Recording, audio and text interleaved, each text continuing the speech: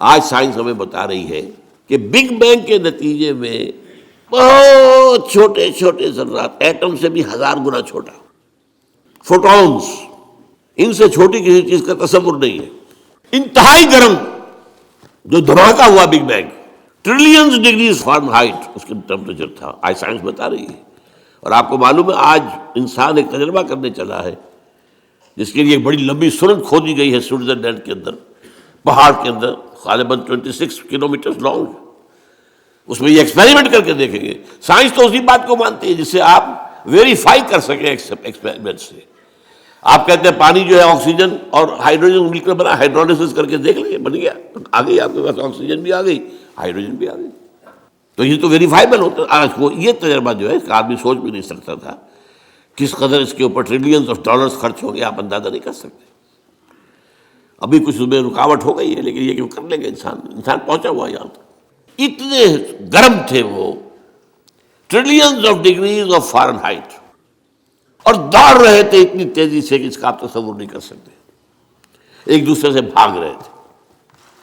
انہی ذرات کے پھٹنے سے پھر گیلیکسیز بنی، ایک ادھر گئے کدھر گئے، کچھ ادھر چلے گئے، کچھ ادھر چلے گئے۔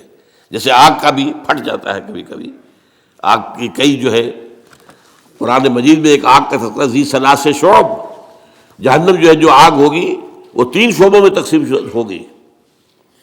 یہ گیلیکسیز بنی ہے۔ ان گیلیکسیز سے پھر کیا ہوا ہے؟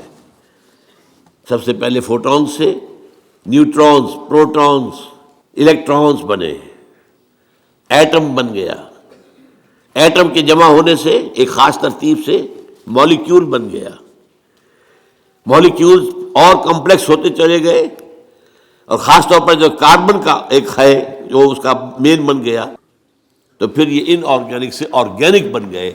یہ ایک طرف ارتقاء ہو رہا ہے یا تنزل ہو رہا ہے، جو بھی آپ اسے کہیں۔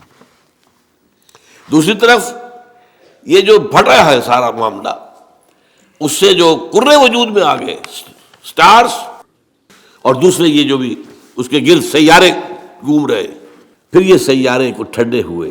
یہ بھی ایک سیارہ ہے زمین، سورج کے گرد گھومتا ہے، ستارہ سورج ہے، ٹھنڈا ہوا ہے، پھر اس پر بارش ہوئی ہے بے تحاشا۔ اور میرا گمان یہی ہے کہ ٹھنڈے ہونے سے اس زمین کے اندر سے جو بخارات نکلے ہیں، وہ گیسز، انہوں نے ہی جا کر فضا کے اندر پھر وہ پانی بنا ہے، پانی برسا ہے 1000 سال تک۔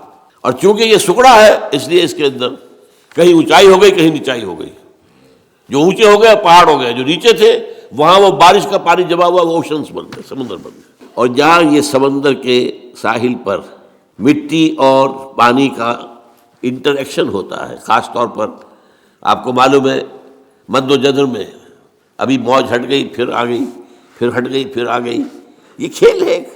اس سے جو ہے اس کے اندر وہ ایک ایسی کیفیت پیدا کر دیتا ہے اللہ تعالیٰ کہ حیات عرضی کا آغاز ہو جاتا ہے۔ اس حیات عرضی کا پھر کلائمیکس انسان ہے۔ اس کا مادہ تخلیق مٹی ہے، لیکن اس کے بعد جو اس میں روح لا کر شامل کی گئی ہے، اس نے اس کا مقام کچھ اور ہی کر دیا ہے۔